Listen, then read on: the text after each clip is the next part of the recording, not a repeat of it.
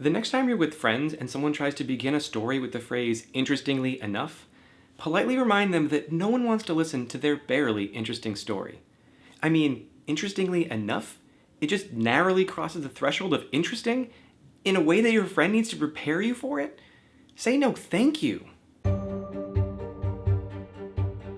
I'm not going to tell you to get a new friend. That is too far and also so hard as an adult. But you do need to let them know to rein it in. Do not leave this unchecked. They need to show discretion in the stories that they tell, or at least embellish them. Say that somebody threw a chair or slammed a door. Talk about the odds being 1 in a million. Mention how much it cost. Add in a plane crash. Make the anecdote truly interesting. Your friend needs to understand that interestingness is subjective, and it needs to pass their bar first.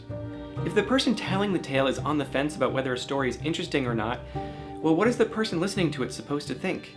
The margin of error is not in the storyteller's favor. It sounds like a 14-year-old writing in their journal. Interestingly enough, Megan is also a Gemini. Is that interesting? I don't know. I guess that 2 people are born in the same 8% of the year is interesting by like a smidge. It sounds like a new hire at the office who's stumbling through their slides trying to sound smarter. Interestingly enough, the more widgets we sell, the more money we make. Oh really? Thanks for that introduction to business lesson. Or it reads like a paper that the researcher just found out had to be 500 words longer. Interestingly enough, the hypothesis that I predicted proved to be worthy of consideration. Wow, try being more redundant. Try saying the same thing twice. Try harder, say it a 3rd time. There are better ways to qualify stories. Maybe I can help. Perhaps your friend could use the word incidentally, or coincidentally. Coincidences are often just kind of interesting anyway. It might be a stretch to say fortuitously, as that would imply some kind of good fortune. But maybe it's apropos to the conversation. Maybe it's relevant somehow. Let's hope that this aside is somehow relevant. They often aren't. Your friend can keep those ones bottled up inside. Consider buying them a diary to write down these disconnected musings into, but do not get them hooked on social media.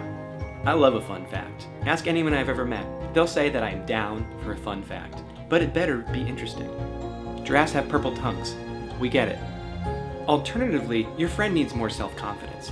How are you supporting them? It's possible that you need to stop judging their perfectly interesting stories so much, and then they won't feel the need to qualify future stories as being interesting enough for you. Hype up their next story. Give them the chance to succeed. Let them know that they are more than enough. These 2 words together, interestingly enough, need to stop.